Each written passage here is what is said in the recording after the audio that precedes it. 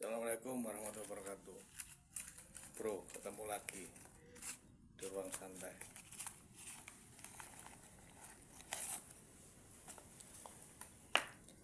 Hari ini di ruang santai, kopi dulu bro.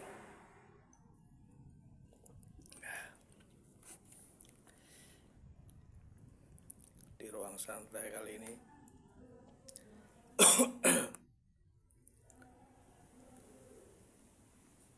saya mendengarkan sebuah pengajian. Ada sebuah pengajian, ternyata memang Al-Quran itu sangat-sangat menguniversalkan kehidupan.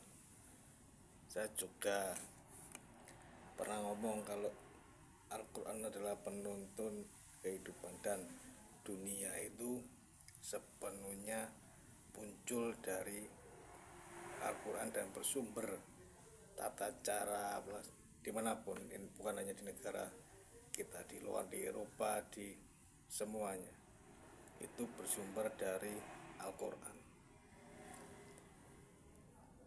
Dan kemarin saya nggak sengaja, saya barusan sadar dan saya barusan tahu bahwa Allah itu menggaji manusia. Allah itu udah menggaji manusia dengan cara di zakat. Jadi wong sing kiri-kiri wong melarat itu aja wedi-wedi, pasti wajib dapat gaji dari Allah Subhanahu wa taala. Karena kalau ada orang kaya itu hartanya separuh dari harta mereka adalah milik orang-orang miskin. Dan kali ini saya memang dan di ruang santai ini saya akan membicarakan tentang Kofi Annan. Kofi Annan itu pernah memberikan nasihat kemiskinan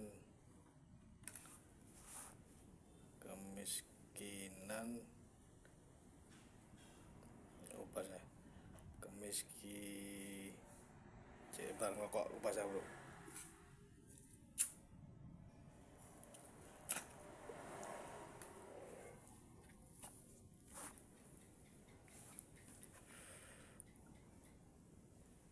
Kemiskinan itu adalah ancaman bagi manusia dimanapun. Kemiskinan adalah ancaman. Ini salah satu banyak nasihat tentang kemiskinan yang dibikin oleh tokoh dunia. Terus yang kedua ini dari Kofi Annan, yang kedua dari Mahatma Gandhi. Mahatma Gandhi itu kemiskinan adalah bentuk kekerasan terburuk. Dan di sini kalau kita menyinkronkan antara zakat terus hadis-hadis dalam surat Al-Lumajah kalau nggak salah itu, bahwa manusia jangan pernah menghitung-hitung, bukan Al-Baqarah, tentang wajib kita untuk bersedekah. Itu menjadi satu bukti bahwa Allah SWT tidak menyukai antara kekerasan terus bentuk kejelekan. Pokoknya sing elek Gusti Allah gak gelem lho. Elek berarti Gusti Allah rodok gak tapi seneng laremu. Makanya kon operasi plastik jenenge ketok ngadeng. Ruang santai ini sambil ngerokok.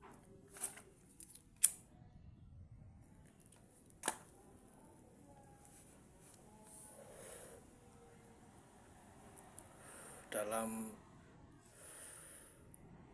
Islam, orang kaya dan orang miskin itu disebut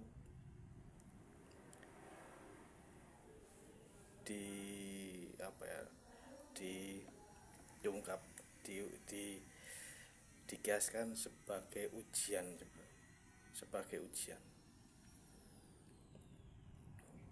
karena kita kembali ke video yang saya kemarin tentang masalah derajat. Makanya antara miskin dan kaya itu adalah sebuah ujian di dunia, yang akan di dunia ini menjadi sebuah derajat. Dan nanti kalau kita di akhirat kaya miskin tidak berguna bagi Allah Subhanahu wa Ta'ala. Yang dilihat hanyalah sebuah ketakwaan, tawakal, iman, dan rentetan-rentetan yang lain. Dalam surat Al-Baqarah ayat 3, orang miskin itu akan digaji lewat sedekah, lewat infak, itu kewajiban. Dan orang kaya akan diharuskan untuk memberikan bersedekah lewat hartanya. Dalam surat Al-Majah itu bahwasanya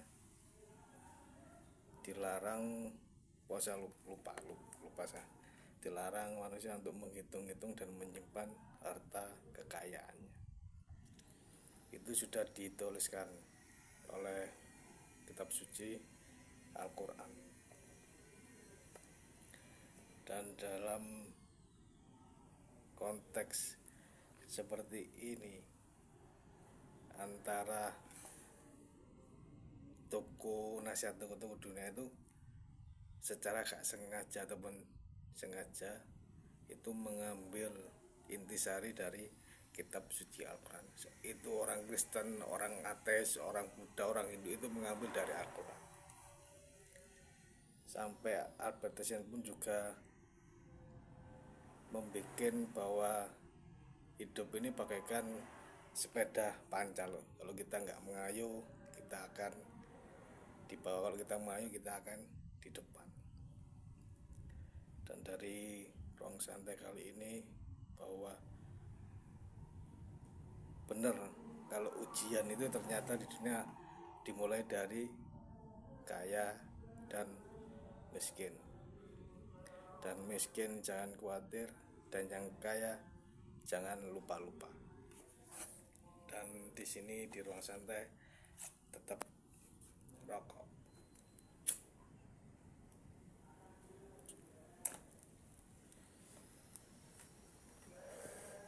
Kopi bro. Dan air putih lor, jenis sehat. Assalamualaikum warahmatullahi wabarakatuh.